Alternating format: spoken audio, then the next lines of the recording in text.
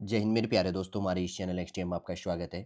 देखिए यहाँ पर state bank of India SBI के द्वारा यहाँ पर प्रोबेशनरी ऑफिसर से बैंक पीओ के लिए 1500 पोस्टों के लिए वैकेंसी अपडेट किया गया है 18 जून 2026 को, जिसका क्लोजिंग डेट है 8 जुलाई 2026। कंप्लीटली रूप से जो भी हमारे फॉर्म फिल से रिलेटेड इंपॉर्टेंट पॉइंट होंगे इस वीडियो के अंतर्गत पर देखेंगे कैसे हमें अप्लाई करना है। जो भी न्यू स्टूडेंट इस वीडियो के अंतर्गत पर जुड़ा है, यदि आपके द्वारा हमारे इस चैनल नेक्स्ट टीएम को सब्सक्राइब नहीं किया तो सब्सक्राइब कीजिए, बेल आइकन को प्रेस कीजिए ताकि जो भी कंटेंट जो भी इन्फॉर्मेशन हमारे द्वारा आपके लिए अपडेट किया जाता है तो उसका नोटिफिकेशन आपके पास समय पर अवेलेबल होगा। प्रोबेशनरी ऑफिसर से, जिसको भी शॉर्ट में बैंक पीओ कहा जाता है, 18 जून से आप फॉर्म फिल करना स्टार्ट कर चुके हैं, जिसका क्लोजिंग डेट है 8 जुलाई 2026। आगे बढ़ते हैं, सबसे पहले ऑफिशियल वेबसाइट है आईबीपीएस की ऑफिशियल वेबसाइट या sbi.bank.in पे जाकर आप क्या कर सकते हैं, अप्लाई कर सकते हैं।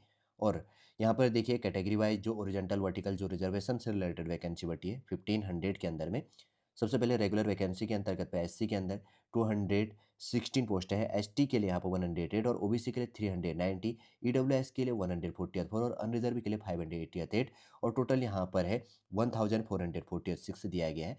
देखिए पर्सन्स विद बेंचमार्क डिसेबिलिटी के अंदर ओरिजेंटल जो वैकेंसी है वीआई कैटेगरी के अंतर्गत पे 15, एचआई कैटेगरी के अंतर्गत पे 15 और एलडी कैटेगरी के अंतर्गत पे 14 और उसके बाद में डी एंड ई कैटेगरी के अंदर में यहाँ पर 14 पोस्टें यहाँ पर दी गई है।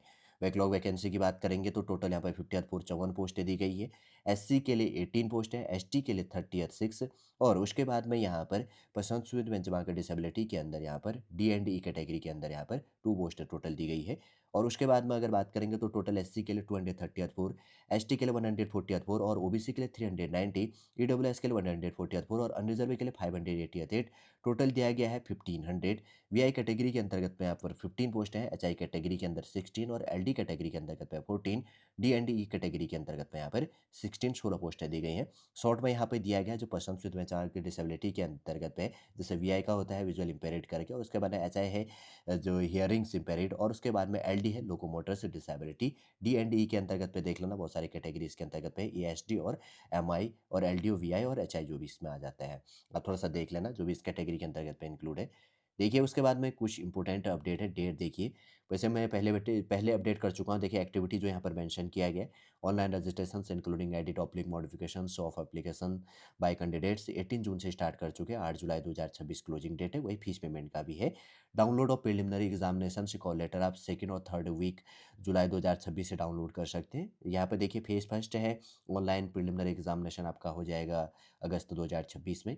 उसके बाद में declaration of result of preliminary examination आपका अगस्त सितंबर में डिक्लेयर कर दिया जाएगा, प्रीलिम्स का जो रिजल्ट होगा। डाउनलोड ऑफ मेन एग्जामिनेशन की बात करेंगे तो अगस्त सितंबर में भी आपका क्लियर हो जाएगा। और उसके बाद में फेज सेकंड जो है ऑनलाइन मेन एग्जामिनेशन जो होगा आपका सितंबर 2026 में। उसके बाद में declaration of result of main examination सितंबर अक्टूबर 2026। फिर उसके बाद में download of call letters for phase third का जो इसके अंतर्गत हो साइकोमेट्रिक से टेस्ट होता है, इंटरव्यू होता है। उसके बाद में ग्रुप से रिलेटेड जो एक्सरसाइज होती है अक्टूबर नवंबर में आपके लिए करवा दिया जाएगा। फेज थर्ड है साइकोमेट्रिक से जो टेस्ट है आपका अक्टूबर नवंबर 2026 में। और उसके बाद में फेज थर्ड जो इसी के अंतर्गत पे इंटरव्यू एंड ग्रुप एक्सरसाइज से रिलेटेड होगा, अक्टूबर नवंबर 2026 में क्लियर हो जाएगा। और उसके बाद में declaration of the final result नवंबर/दिसंबर 2026 में आपके लिए डिक्लेयर कर दिया जाएगा। 6 महीने के अंतर्गत प्रीलिम से मेंस एग्जाम, साइकोमेट्रिक से टेस्ट, इंटरव्यू और उसके बाद में ग्रुप एक्सरसाइज आपका कर दिया जाएगा और दिसंबर में आपका रिजल्ट भी क्लियर कर दिया जाएगा।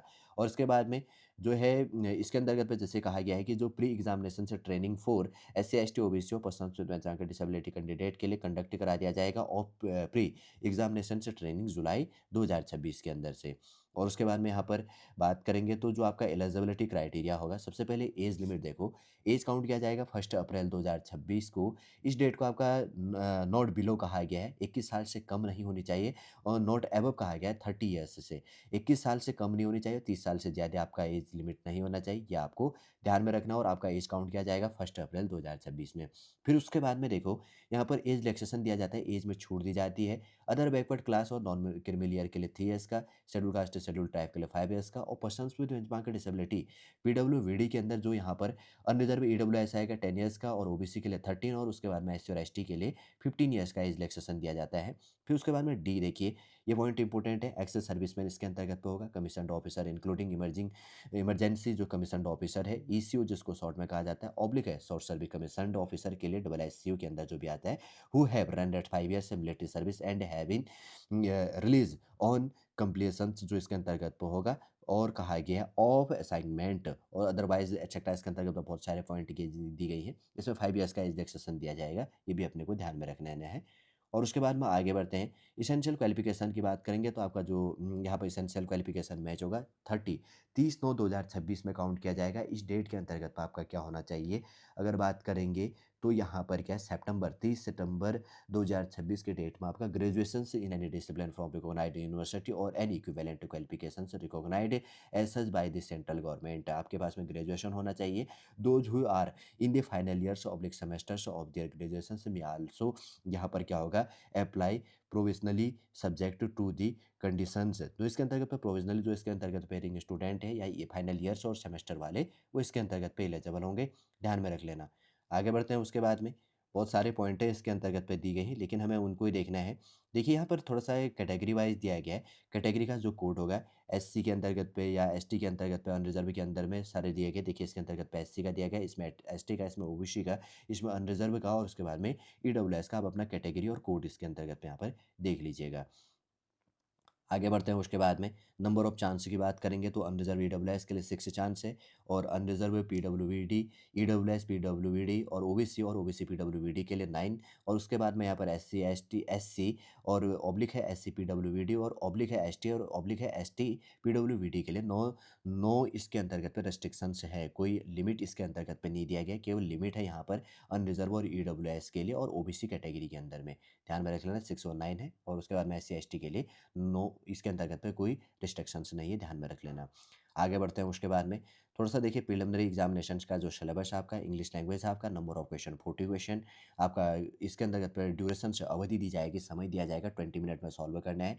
क्वांटिटिव एप्टीट्यूड है, number of question 30 question 20 minute. Third है रीजनिंग एबिलिटी 30 क्वेश्चन और 20 मिनट्स, जिसके अंदर टोटल नंबर ऑफ क्वेश्चन की बात करेंगे तो 100 क्वेश्चन है। टोटल मैक्सिमम मार्क्स है 100 मार्क्स का होगा और आपको सॉल्व करने के लिए 1 आवर्स 1 घंटे का समय दिया जाएगा। फिर उसके बाद में मेन एग्जाम की बात करेंगे तो ध्यान से देख लेना, इसमें मेंस एग्जाम क्या होता है। सबसे पहले रीजनिंग एंड कंप्यूटर एप्टीट्यूड से रिलेटेड आपके लिए number of question 40 question 60 marks का 50 मिनट में सॉल्व करनी है। सेकंड है डेटा एनालिसिस से रिलेटेड और उसके बाद में इंटरप्रिटेशन जो भी कहा गया है, तो इसके अंदर 30 क्वेश्चन 60 मार्क्स का और 45 मिनट दिया जाएगा। थर्ड है general awareness oblique economics and इसके अंतर्गत बैंकिंग अवेयरनेस से रिलेटेड 60 क्वेश्चन 60 मार्क्स का 45 मिनट। फिर फोर्थ नंबर है इंग्लिश लैंग्वेज के अंदर नंबर ऑफ क्वेश्चन 40 क्वेश्चन और मैक्सिमम मार्क्स है 20 मार्क्स और 40 मिनट आपको सॉल्व करने के लिए समय दिया जाएगा। टोटल नंबर ऑफ क्वेश्चन की बात करेंगे तो 170 170 क्वेश्चन है, मैक्सिमम मार्क्स है 200 मार्क्स और उसके बाद में ड्यूरेशन अवधि दी गई है 3 आवर्स का दिया जाएगा।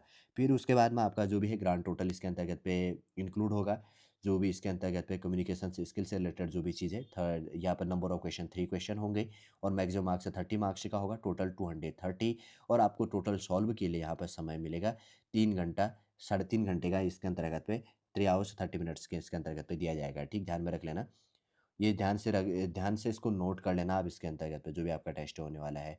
फिर उसके बाद में जो इसके अंतर्गत पे ग्रुप एक्सरसाइज से रिलेटेड है और पर्सनल जो इंटरव्यू होगा मैक्सिमम मार्क्स है। ग्रुप एक्सरसाइज आपका 20 मार्क्स का होता है, इंटरव्यू 30 मार्क्स का और उसके बाद में टोटल 50 हो गया। ग्रुप एक्सरसाइज है 20 मार्क्स और इंटरव्यू है 30 मार्क्स का और टोटल यहाँ पर 50 मार्क्स है। फिर उसके बाद में यहाँ पर जो है मैक्सिमम मार्क्स से रिलेटेड कहा गया है जो मेन एग्जामिनेशन रिटर्न है इसके अंतर्गत पे टेस्ट ऑब्जेक्टिव हो गया, डिस्क्रिप्टिव मैक्सिमम मार्क्स है 230 और नॉर्मलाइजेशन से जो मार्क्स है 75 और उसके बाद में ग्रुप एक्सरसाइज एंड इंटरव्यू है, इसके अंतर्गत मैक्सिमम मार्क्स है 50 और नॉर्मलाइज्ड जो मार्क्स है 25 है। टोटल इसके अंतर्गत मैक्सिमम मार्क्स है 280 और उसके बाद में नॉर्मलाइज्ड जो मार्क्स है इसके अंदर कितना है 100 है, ध्यान में रख लेना। ऑफिशियल वेबसाइट हम पहले देख चुके हैं। और उसके बाद में आगे देखते हैं हाउ टू अप्लाई की बात करेंगे तो एक शायद ऊपर फीस पेमेंट से रिलेटेड कहीं दिया गया होगा, अगर नहीं दिया तो फिर वापस हम इसके अंतर्गत पे डिस्कस कर लेंगे एक बार। 6 ये देखिए यहाँ पर 6 नंबर का पॉइंट है जिसके अंतर्गत पे आपका फीस पे है, एप्लीकेशन से फीस है विल बी 750 750 रुपये फीस पे करना है अनरिजर्व ईडब्ल्यूएस और ओबीसी कैंडिडेट के लिए नील। और कैटेगरी के लिए कोई फॉर्म फीस नहीं है, एससी एसटी और पर्सन्स विद मेंटल डिसेबिलिटी के अंदर कोई फॉर्म फीस पे नहीं करनी, ध्यान से सुन लेना। अनरिजर्व ईडब्ल्यूएस और ओबीसी के लिए इसके अंतर्गत पे 750 और उसके बाद में एससी एसटी और पीडब्ल्यूडी के लिए कोई फॉर्म फीस पे यहाँ पे नहीं करनी है। ध्यान में ये पॉइंटों को अपने को देखते हुए ले चलना है। आगे बढ़ते हैं उसके बाद में कौन से पॉइंट है इसके अंतर्गत में निकल के आ रही है। जो सेल्फ फॉर्म फिल कर रहा है तो उनके लिए कुछ पॉइंट इंपॉर्टेंट हो जाती हैं, इसलिए मैं आपके लिए क्लियर यहाँ पर प्रोवाइड कर रहा हूँ। ऑफिशियल वेबसाइट तो हम बार बार देख चुके हैं, नहीं तो आईबीपीएस के ऑफिशियल वेबसाइट पे जाके आप अप्लाई कर सकते हैं, नहीं तो एसबीआई का जो ऑफिशियल वेबसाइट हमने यहाँ पर प्रोवाइड किया है इसमें जाकर आपको देख लेना है। देखिए एग्जामिनेशन सेंटर की बात करेंगे तो आप अपना स्टेट दे सकते हैं, और यूटी यूनियन टेरेटरी जो भी केंद्र शासित प्रदेश है, प्रीलिम्स एग्जाम सेंटर आप देख लेना। उसके बाद में मेंस एग्जाम सेंटर ये है, प्रीलिम्स का एग्जाम सेंटर ये है, आप इसके अंतर्गत में यहाँ पर देख लीजिएगा। 11 नंबर से लेकर आपका यहाँ पर टोटल इसके अंतर्गत में यहाँ पर दी गई है 11 से लेकर 45 तक जो है, और आगे उसके बाद में दिया तो ठीक है, नहीं तो कोई बात नहीं। देखिए उसके बाद में देखिए एक ये काफ़ी इंपॉर्टेंट यहाँ पर ये पॉइंट ये निकल के आएगा। सिग्नेचर आपका टोटल होना चाहिए 10 KB से लेकर 20 KB तक, सिग्नेचर यहाँ पर ऐड किया गया है 10 KB से लेकर 20 KB तक। लेफ्ट हैंड थंब होना चाहिए आपका 20 KB से लेकर 50 KB तक। और उसके बाद में सेल्फ डिक्लेरेशन से एक होता है, आप ऑफिशियल इसके वेबसाइट से डाउनलोड कर सकते हैं 50 KB से लेकर 100 KB, जिसको आपको प्रिंट कर लेना, उसके बाद में फिल करके इसके बाद में स्कैन करके आपको 100 KB तक आपको क्या कर लेनी है इसमें जेपी जी ऑब्लिक या जेपीईजी फॉर्मेट के अंतर्गत आपको अपलोड कर लेनी है। ध्यान में रख लेना, ये डॉक्यूमेंट से रिलेटेड काफ़ी इंपॉर्टेंट हो जाता है। देखिए अगर बात करेंगे तो बैंक पीओ, यहाँ पर स्टेट बैंक ऑफ इंडिया के अंतर्गत में बैंक पीओ प्रोबेशनरी ऑफिसर के लिए 1500 पोस्टों के लिए जो यहाँ पर वैकेंसी अपडेट किया गया 18 जून 2026 को। इसके अंदर फॉर्म फिल से रिलेटेड जो इंपॉर्टेंट पॉइंट है थे सॉल्व रूप से कम समय के अंतर्गत में यहाँ पर आपके लिए अपडेट करने की कोशिश की गई है। उम्मीद करूंगा दोस्तों सॉल्व फॉर इन्फॉर्मेशन आपको समझ में आ गया होगा। यदि आज का इन्फॉर्मेशन आपको अच्छा लगे तो लाइक कीजिए, कमेंट कीजिए, और हमारी इस चैनल एक्सट्रीम को सब्सक्राइब कीजिए। वापस हम नेक्स्ट क्लास के अंतर्गत आपसे मिलेंगे। जय हिंद, जय भारत।